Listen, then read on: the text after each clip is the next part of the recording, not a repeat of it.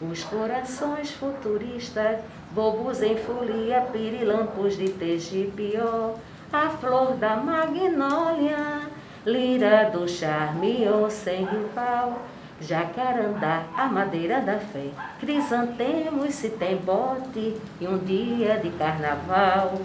Pavão dourado, camelo de ouro e bebê, os queridos batutas da Boa Vista e os turunas de São José. Príncipe dos príncipes brilhou, lira da noite também vibrou, e o bloco da saudade assim recorda tudo que passou.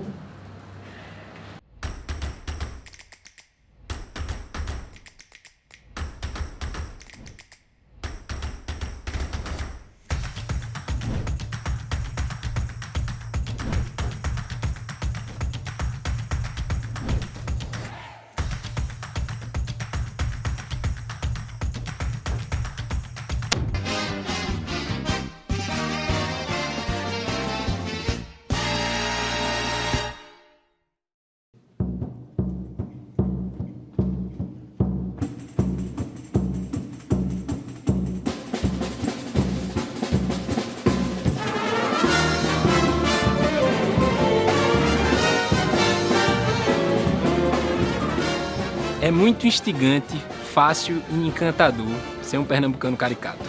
Apesar de, obviamente, sermos irônicos e termos uma constante noção do quão folclórico é vendermos essa imagem particular e pitoresca para os outros, mas principalmente para nós mesmos. Há nessas terras uma tradição na sensação de grandeza, ou só grandeza mesmo. Uma mistura de orgulho com falta de noção, finalizada com certa razão no sentido especial do que é ser pernambucano. Respeitamos a cultura de todos os lugares, na certeza que temos a nossa. Batemos no peito e nos orgulhamos das nossas virtudes, mas também dos nossos defeitos. Queremos ser os melhores ou os piores, não importa. O que importa é ser especial. Quem é de fora e ouve só tem duas opções: ou admirar ou debochar. Se debochar, também não importa. No fundo, sabemos que estamos cantando de galo, ou melhor, de leões do norte. E, novamente, não importa. Até porque é possível que interpretemos essa alcunha mais como fardo do que como objeto de admiração sem criticidade. Quando dizemos que os rios Capibaribe e Beberibe se juntam para formar o Oceano Atlântico, sintetizamos da maneira mais límpida possível algo que é brincadeira, mas é sério. Quando dizemos que o Carnaval de Recife e Olinda é o melhor carnaval de rua do mundo, é porque é uma experiência particular com a rua.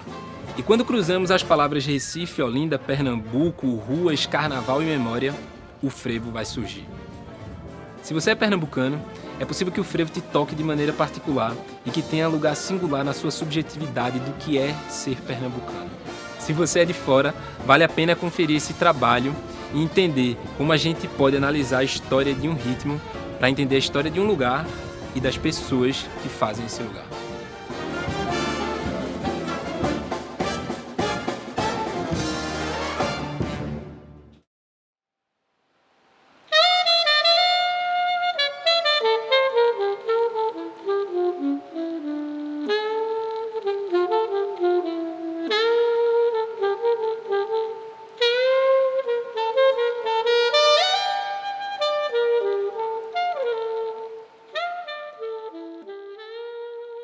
O frevo é uma expressão cultural muito peculiar assim, de Pernambuco, porque, diferente de outras que se espalham ao redor do estado, ele nasce em Recife. Ele é muito bem localizado geograficamente falando, né? Não é algo muito difuso. Então a gente não sabe quando, mas a gente sabe que o frevo é uma expressão cultural eminentemente urbana. Então, não dá para separar o frevo de Recife, nem Recife do frevo. Da segunda metade do século XIX, né, mas, sobretudo, 1870, a gente poderia dar uma data, assim, 1870, que começa a aparecer os primeiros indícios do que mais tarde a gente vai identificar como sendo o frevo. Né, assim, mais tarde, bem mais tarde. Mas por que eu estou tratando isso? Porque o Recife está passando por uma série de transformações a partir desse período, né, 1870... Em 1888 nós temos a abolição da escravidão aqui no Brasil, que também vai ter um significado importante, embora, claro, a gente saiba do limite dessa abolição, né? A gente sabe que ela não incluiu uma parcela enorme da população, né, daqueles ex-escravizados, mas ela tem um significado grande, né, em termos jurídicos, em termos econômicos, em termos de relação de trabalho, que a partir dali você teria o trabalho assalariado e não mais o trabalho escravizado. Né? É interessante dizer que, por muito tempo, não se associou a origem do frevo à negritude. Mas hoje a gente já olhando com outros olhos essa história, não tem como dissociar. Porque se a gente considerar esse contexto, né, de finalzinho do século XIX, início do século XX, e se a gente fizer uma continha básica de saber que o frevo e o carnaval era feito pelos trabalhadores, né, os trabalhadores braçais, vamos dizer assim, daquele contexto histórico e temporal, quem eram esses trabalhadores e trabalhadoras, né? Eram os pretos, eram os recém-libertos, vamos dizer assim. Se organizavam por questões de trabalho, né? Trabalhavam na mesma empresa, na mesma ocupação, como os portuários, mais tarde os urbanitários, né? Que eram os que trabalhavam com transportes, com bonde, os que trabalhavam em fábrica, feirantes. Tanto é que muitas agremiações tradicionais, elas têm esses nomes, né? de categorias de trabalhadores. E aí eu vou citar especificamente o Clube das Pais, que é um bom exemplo disso, porque é uma agremiação que ainda hoje desfila, que ainda hoje tem sua sede e que originalmente era o Clube das Pais e dos Carvoeiros, que era a galera que colocava o carvão lá para o navio se movimentar. Então, essa transformação do campo ela vai ter um rebatimento grande na cidade, tanto por questões de que começa a surgir aqui mais fábricas, para alimentar essas usinas com sacarias, com a questão de carro, né, de carro para servir a usina, etc. Então começa a surgir fábricas, como por uma questão também de trazer migração, né, porque a usina vai expulsando aqueles trabalhadores, os ex-escravizados, eles começam a migrar para a cidade e a cidade começa a receber, o Recife começa a receber esse contingente populacional, né, que vem para cá em busca de uma vida melhor, de melhores condições de vida e trabalho. E aqui vai ter dificuldade, porque a cidade não estava apta e não vai estar durante muito tempo para receber esse contingente que continua chegando ao longo de todo o século XX, né, inclusive em levas maiores, né, e nunca vai se conseguir absorver, porque as indústrias não dão conta, né, nem o comércio, os serviços do Recife não dá conta de absorver esse contingente que vem do interior, vem das secas e também os daqui próprio, né, que nasciam aqui. Durante algum tempo, principalmente no começo do século XX, se gestou um otimismo muito grande quanto ao futuro. Com o avanço da globalização, dos meios de comunicação e de transporte, é possível notarmos semelhanças entre cidades ao redor do mundo. Já há muitas décadas, a Revolução Industrial se consolidava através do globo e o capitalismo ia ganhando corpo com novas perspectivas sobre produtividade. Ao mesmo tempo, há também um aumento muito contundente na população mundial, como mostra esse gráfico aqui. Repare como entre 1600 e 1700, no espaço de 100 anos, apenas 2 milhões de pessoas a mais moram em cidades no mundo. Mas a partir daqui, do século XVIII, a população mundial passa a aumentar muito e as cidades, além de se multiplicarem, vão se entupindo de gente. No começo do século XIX, a população urbana mundial girava em torno de 70 milhões de pessoas. 100 anos depois, já chegava praticamente a 270 milhões. E se além do nascimento pensarmos nas primeiras décadas do frevo se popularizando por aqui, ver como essa quantidade de gente nas cidades aumenta no mundo. Esse período aqui, nessa parte do gráfico, é mais ou menos onde o frevo foi gestado. Em 1950, já são mais de 700 milhões de pessoas morando em cidades em todo o planeta. Se a gente olhar esse gráfico, que mostra a proporção entre população urbana e rural do Brasil durante uma parte do século XX, a gente vai vendo que essa quantidade de gente em cidades vai aumentando muito em relação às pessoas que moram no campo. No Recife, a gente vê a mesma tendência. Se liga nesse terceiro gráfico. De acordo com documentos analisados pelo historiador Marcos Carvalho, podemos nos aproximar do número de habitantes da cidade do Recife no ano de 1828 através de um censo feito na época. Mais ou menos 23 mil pessoas viviam na área urbana. Menos de 150 anos depois, no censo de 1970, já mais de 1 milhão de pessoas moram nessa cidade, agora muito maior. E uma parte dessas pessoas estava na rua, curtindo o frevo que ia embalando aqueles carnavais. Apesar de mudanças também na vida no campo e na produtividade do setor agrário, É na cidade que as transformações, fruto dessa industrialização, vão acontecer de maneira muito mais nítida. No caso do Recife, por exemplo, essa vida movimentada da cidade acontecia onde hoje chamamos Recife Antigo, na época apenas Recife, São José, Santo Antônio e Boa Vista. No mais, eram regiões rurais com pequenas vilas, cercadas por sítios, engenhos e usinas de açúcar. Foi justamente nesses bairros urbanizados, no vai-vem das ruas, que o frevo tomou corpo e o carnaval começou a pegar fogo.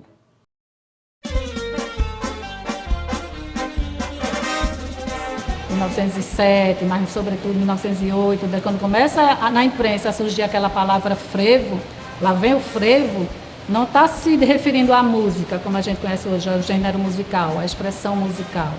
Era aquele frege, era aquele furdunço, era aquela onda que vinha e vinha com força, né? Aquele movimento de corpos, corpos suados, corpos negros, corpos fortes, né? Com aquela dança que trazia essa força do trabalho manual, né? Das pessoas que estavam ali acostumadas com o dia a dia, com peso, com carregar peso.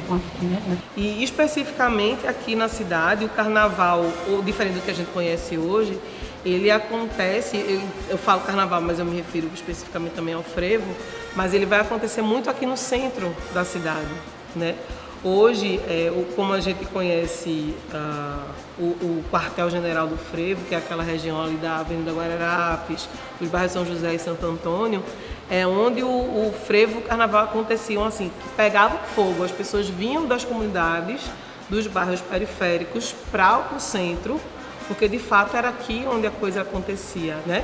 Hoje ainda a gente vê isso rolando em alguns palcos, em outros formatos, mas pelos registros que a gente vê em matéria de jornal ou em imagens até, a gente percebe como isso era efervescente, né? Fazendo o jogo com a palavra frevo. Então, enquanto o cordão está ali fazendo as manobras, vem uma multidão seguindo que não faz parte do cordão, que não está ensaiado, não tem passo ensaiado, então eles estão mais livres para criar, né, os seus passos, as suas brincadeiras, as suas mungangas, né? E daí vai gestando aquilo que se convencionou chamar de passo. O passo seria a dança e a música que seria o frevo, que vai tardar a ter essa denominação como música, né? Então, assim, os passos do frevo tem uma questão também muito do 180 graus do 360 graus, porque você está sempre querendo olhar o que acontece ao seu redor, né? Porque a questão qualquer descuido você pode levar uma rasteira ou mesmo uma facada, né? Então isso era muito comum. Isso, inclusive, foi motivo de atuação da polícia, de tentar reprimir, né, essa brincadeira, sobre esse pretexto da violência, muita repressão correu por aí, que a gente sabe que não é só por isso, né? Assim, se reprimia porque era uma força que estava ali vindo que ninguém sabia o que era, né? As elites não sabiam o que era, a autoridade policial não conhecia aquilo, que força era aquela que emergia e que se apresentava com tanta vitalidade no carnaval, né, que cada ano engrossava mais gente, trazia mais gente para os cordões, surgiam mais clubes, né? Então que fenômeno era aquele? Nesse período que a gente está falando, assim, ainda não existe o frevo tal como a gente conhece hoje, com aquela música, né, assim, estridente, com orquestra, com os passos que a gente tem hoje na memória, ou mesmo que a gente visualiza nos dias de hoje. A gente tinha aquela coisa que estava sendo gestada, que era uma mistura, que era um experimento. Né? Então se saía ali com uma série de influências que você tinha, né, de referências do passado ou do presente que eles estavam vendo, e eles saíam às ruas. Então saíam com cordões fantasiados, né, que eram os membros da diretoria ou os membros sócios, saíam com fantasias, faziam manobras, que eram assim uma influência da questão militar, né, aqueles desfiles das bandas que tem as manobras, então eles ensaiavam essas manobras dias e dias, tinha canto. E cada clube tinha seu estandarte, que era uma forma de ter uma identidade daquele grupo, e as insígnias. O estandarte é a alma de um clube. E o estandarte do Vassourinhas é mais que uma peça de valor histórico e artístico. É um estandarte rico em bordados, franjas e pingentes de ouro. Os bordados dos estandartes carnavalescos são tudo feitos assim, com essa técnica aqui, ó. Inclusive nos mantos religiosos também, é por isso que eu digo, a origem vem também toda da igreja, porque inclusive Os estandartes carnavalescos não é o estandarte do bloco, o estandarte de carnaval, de carnavalesco, dos clubes. Eles vieram descendentes dos estandartes religiosos, da igreja católica. Se você acompanhar, se nós acompanharmos o desfile de um bloco e o desfile e um préstito numa procissão, é a mesma coisa. Você não sente diferença. Porque o bloco vem com o flabelo de frente, vem as fantasias formando aquele cordão, tudo. Depois vem a banda de música e vem o povo. A procissão, vem as insígnias na frente, vem as irmandades, vem o andor e vem o povo atrás com a orquestra. É igual, não tem diferença. Não tem diferença. Então daí você tem vassourinhas, com a vassourinha que saia com a insígnia, uma vassourinha, você tem os vasculhadores que saia com tem os abanadores que saia com abanador, os espanadores que saia com espanador, né? Então tem toda uma série, uma linhagem de clubes que vai surgindo a partir daí, sobretudo em 1880 e 89, né, que é esse período de abolição e república, eles começam a se multiplicar. É importante destacar também as mulheres negras nessa história, porque quando a gente fala, por exemplo, das verdureiras de São José, que é uma agremiação também do final do século XIX, não eram as mulheres brancas que vendiam verdura. Então não dá para a gente dissociar dessa história do frevo, dessa história da cidade, a questão étnica e a questão de gênero também, né? Existe uma fala muito recorrente de dizer, por exemplo, que as mulheres vão se inserir no frevo com o advento dos blocos líricos no início do século XX. Mas vamos falar de que mulheres, né? Eram justamente essas mulheres não negras, né? As mulheres brancas de elite que eram constrangidas de estar na rua por conta do moralismo da época e que encontraram nos corais, encontraram nesse contexto mais fechado dos clubes que eu digo, dos locais fechados, né? De poder brincar, de estar do lado dos seus maridos, dos seus irmãos, dos seus tios, da tutela da família. O hino de Vassourinha, eu acho que é o frevo mais conhecido de todas as galáxias, assim, porque se você fizer um tananana, alguém vai continuar em algum lugar.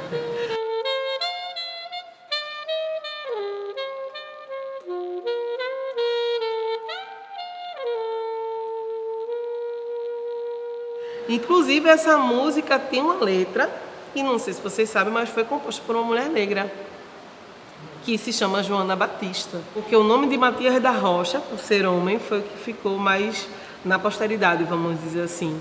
Mas você saber que o frevo mais conhecido de todos os tempos foi composto por uma mulher negra também é uma coisa muito, muito incrível, né? Mas essa história do frevo nesse sentido, nesse recorte, né, que aí você está trazendo no final do século XIX, ele tem de fato a cara que Recife tem até hoje, que é uma cidade diversa, que é uma cidade mestiça, vamos dizer assim, uma cidade que tem na negritude uma marca muito pulsante e que não dá para a gente dissociar, não dá para colocar essa história sobre o véu da democracia racial, não dá para colocar sobre o véu do discurso da mestiçagem.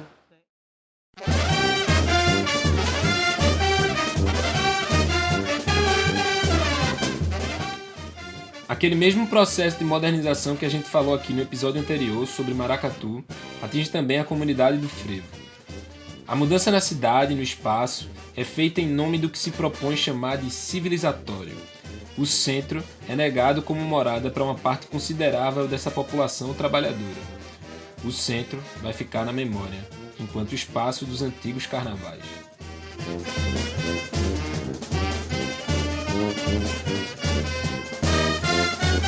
A questão da espacialidade ela muda, né? Nos anos 30 a gente tem uma grande reforma ali no bairro de Santo Antônio, né? Toda aquela área entre a República, a Praça da República e a Igreja de Santo Antônio, né? Ali tem a Igreja do Paraíso, o Largo do Paraíso, aquilo tudo foi destruído, como as ruas que tinham ali entre a pracinha do Diário, tudo aquilo ali é destruído, ali tem uma memória grande do Carnaval, uma memória do frevo, né, que passava por ali.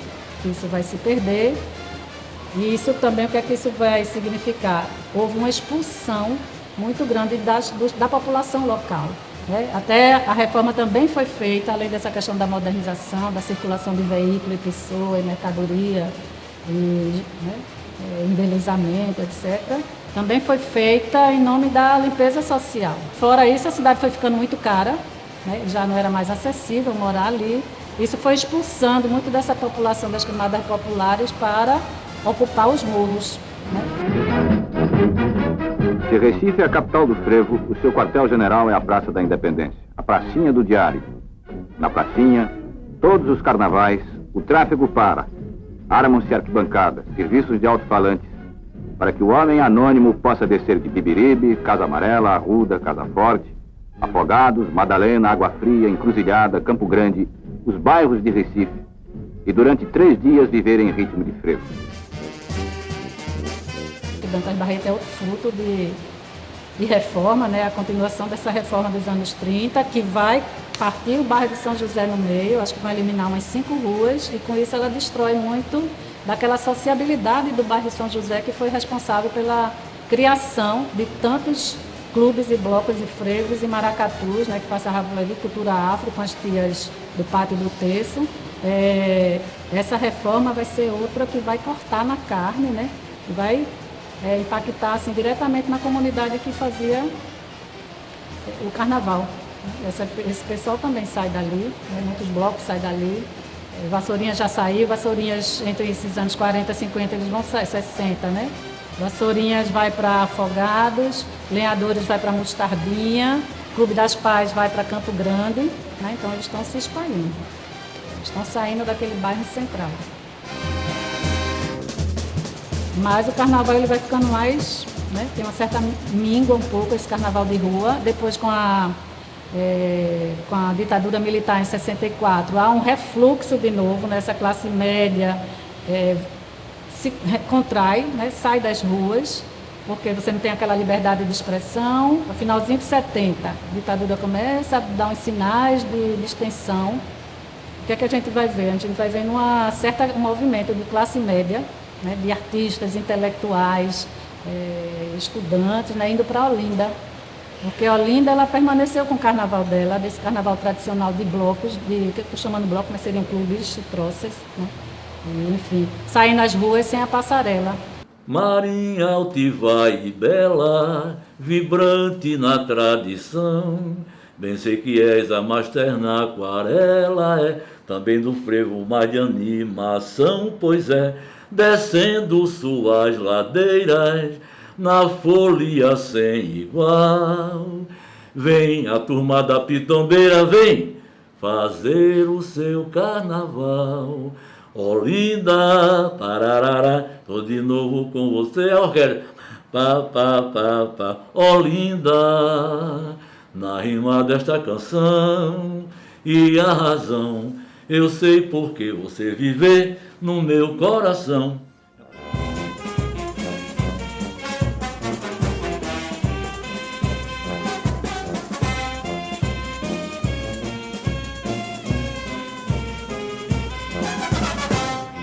E a gente tem uma história de fazer o carnaval. Aqui a gente não faz o carnaval por fazer, a gente faz porque gosta, porque nasce dentro do carnaval. O carnaval está na veia da gente. Isso aí não é só eu como na Pitombeira, mas eu acho que todas as pessoas que fazem agremiação sentem isso. Não tem felicidade quando você vê sua agremiação na rua, você vê que valeu a pena o trabalho.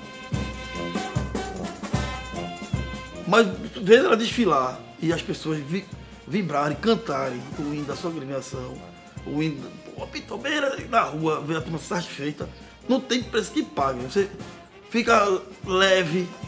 Você, porra, bicho, realmente eu tô fazendo as pessoas felizes, né?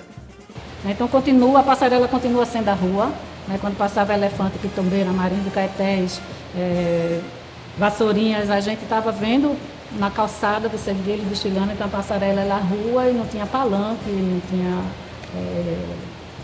concurso oficial, né? Premiação oficial. Tudo em Olinda é crítica. Você vê o Homem da Meia-Noite. É o clube de crítica de alegorias Homem da Meia-Noite. Todos os clubes, então a Pitombeira, o Elefante, tudo música de crítica. Uma outra proposta mais de liberação, inclusive de corpo, mesmo que eu não estou lutando pela democracia, não estou lutando por isso, mas eu estou lutando eu estou querendo uma liberdade corporal, estou querendo uma maior expressão, né? Me expressar meu corpo, expressar minha fala, expressar meu canto. Isso aí é mais para Olinda, né? Então a Olinda ganha essa pujança muito grande. E ninguém faz o carnaval como a gente de Olinda faz. Né? Não só a gente que faz agremiações, mas as próprias pessoas que brincam aqui, os pernambucanos, de se fantasiar. Não tem vergonha, mas você vem aqui para Olinda, todo mundo é fantasiado. A turma não esquece, não tem vergonha. Né? E em canto nenhum no mundo você vê isso, né?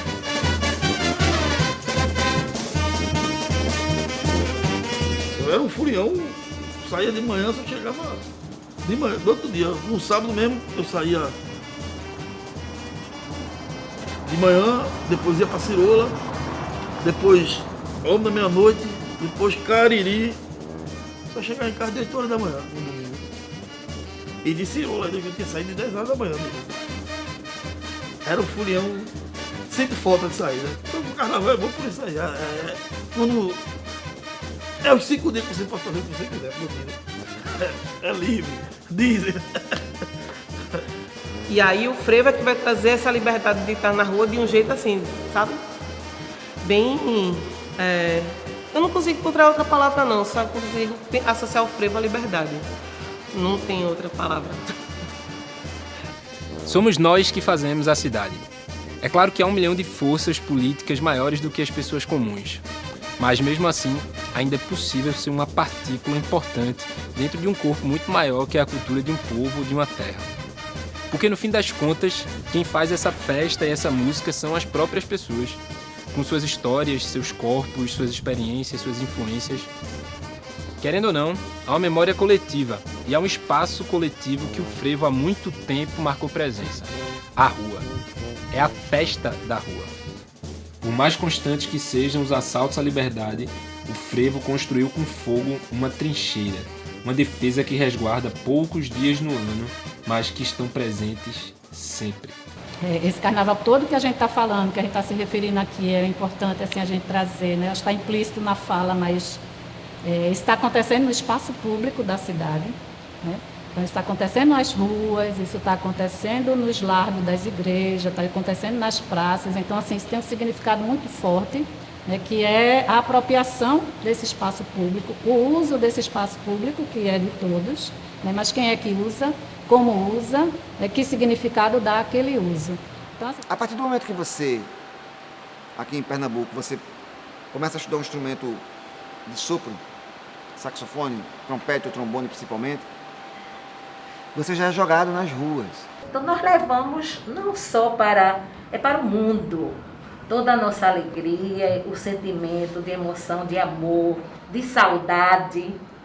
Isso nos torna felizes, tanto os componentes como aqueles que nos seguem pelas ruas, pelos nossos bailes também, e nossos bailes são bastante frequentados, né, também.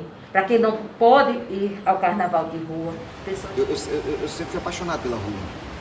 Então, eu não posso ir numa orquestra de rua, na rua, que eu quero entrar para tocar, sabe? Até porque necessito daquela alma ali. Eu preciso, sabe? Meu corpo precisa daquilo, sem nenhum exagero. Mas, depois do trabalho da nossa orquestra, a gente passou a tocar em palcos, em teatros, né? Passou a realizar variações, tocar em festivais que a gente não imaginava um dia pisar, sem nenhuma arrogância. Mas o Brasil inteiro, o mundo inteiro, a orquestra já viajou, mas tocando em teatros, em festivais de música instrumental. Porém, eu hoje posso te dizer que eu não sei o que eu amo mais. Se tocar num teatro com silêncio absoluto e ouvir nossa música, frevo, no palco do teatro, ou na rua, sabe, levando um banho de cachaça dos polimões. Adoro as duas coisas, são sabores diferentes, porém, hoje em dia, poderosos para mim. A gente resgata também algumas músicas de Recife e Olinda, e a música É Recife, cidade do frevo, de blocos afamados e maracatus. Cidade que a todos encanta, tu és a Veneza do meu Brasil. O teu carnaval glorioso e sempre famoso é sensacional. Tem tradição, tem atração, no mundo não há outro igual. Tem tradição, tem atração, no mundo não há outro igual. A busca por identidade hoje nos faz vasculhar o passado e procurar que passado é esse. O passado é construído no presente. E se dizemos que o frevo é pernambucano, é porque buscamos uma ferramenta para dizer que somos únicos. Falar em frevo é falar em Recife, Olinda, Pernambuco. Falar de música particularmente recifense, olindense, pernambucana, recai constantemente no frevo. A nossa identidade, tão plural, composta por tanta coisa diferente, encontra no frevo, sem dúvida, mais um elemento para poder chamar de nosso. Construímos essa memória com estátuas, museus, músicas que exaltam a cidade, porque queremos mostrar que isso que chamamos de frevo só acontece aqui. E as letras de frevo, sobretudo os blocos, né, os frevos de bloco, eles acabam reforçando na gente esse amor por Recife. Porque você consegue ver, eu fico até arrepiada, você consegue ver a cidade de um jeito tão lindo, sabe? Você se apaixona por Recife de um jeito que você diz, meu Deus do céu, será que essa cidade que está sendo cantada é a mesma que eu vejo? E aí quando você inverte a coisa, você diz, poxa, realmente, Recife é muito lindo. Mas o frevo tem muito disso, sobretudo o frevo de bloco, né? A manifestação do frevo de bloco, que é aquela que quem acompanha são os instrumentos de pau e corda, flauta, violões, que desfilam pelas ruas, que as mulheres são quem cantam, né? Por exemplo, Madeira do Rosarinho, ou então Filinto, Pedro Salgado.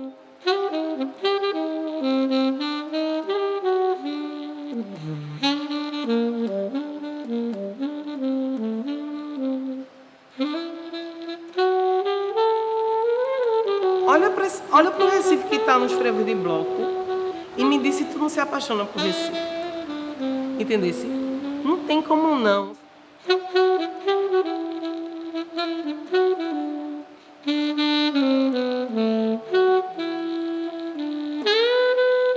Os frevos de bloco, eles trazem essa sensibilidade, não só do Recife, mas não só da cidade, mas das pessoas com a cidade.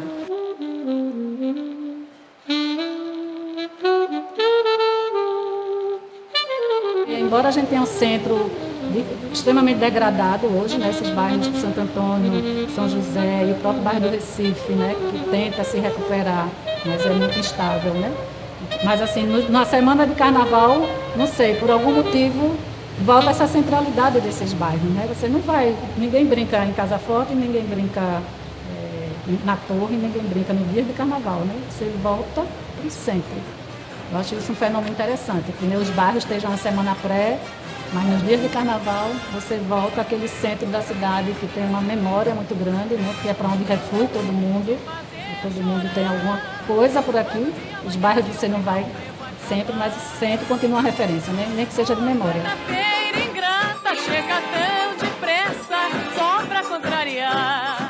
Não é à toa mesmo que o termo frevo tem a ver com ferver. Não só porque musicalmente é inquieto e acelerado, mas porque imageticamente tem a ver com o nosso fogo. Tem a ver com o ímpeto de nos afirmarmos enquanto pessoas daqui, que vivenciam e proporcionam uma experiência totalmente única.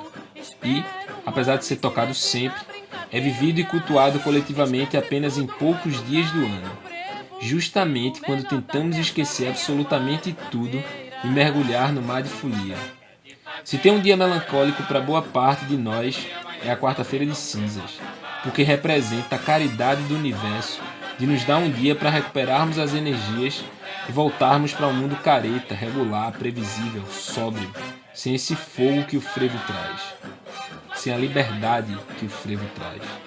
É a ruptura. São cinzas porque antes havia o fogo que nos faz ferver. Como diria o frevo composto por Luiz Bandeira, quem é de fato um bom pernambucano espera o ano e se mete na brincadeira. Esquece tudo quando cai no frevo e no melhor da festa chega a quarta-feira. Esse ano, 2021, usamos máscaras diferentes no carnaval. Um ano que tivemos apenas quartas de cinzas. A pandemia nos roubou o nosso ritual de celebração da vida. O carnaval, sem dúvida, é uma das nossas ferramentas mais importantes para justificarmos o resto do ano, não aconteceu. O frevo ficou, como nunca, na parte de dentro das paredes, não na de fora, a qual sempre pertenceu, a rua. Para uma parte de nós, o frevo e o carnaval são o nosso ritual de memória da cidade. É a nossa oportunidade de fantasiar o passado, Recife e Olinda do passado. Porque no fim das contas, só nos cabe isso, já que não temos uma máquina de tempo. Pode ser que em determinados momentos esse trabalho tenha parecido mais sobre carnaval do que sobre frevo. Eu peço perdão. São duas coisas que eu não consigo separar. Mas pelo menos, aposto que eu não sou o único.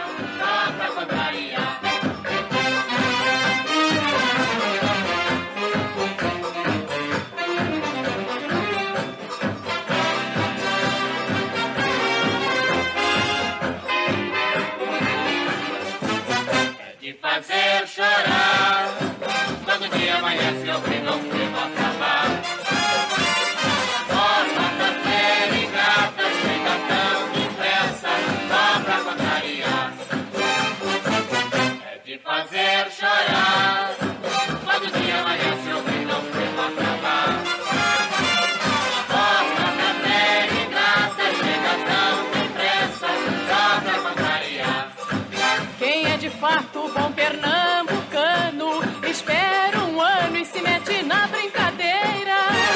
Esquece tudo quando cai no frevo, e no melhor da festa vem a quarta.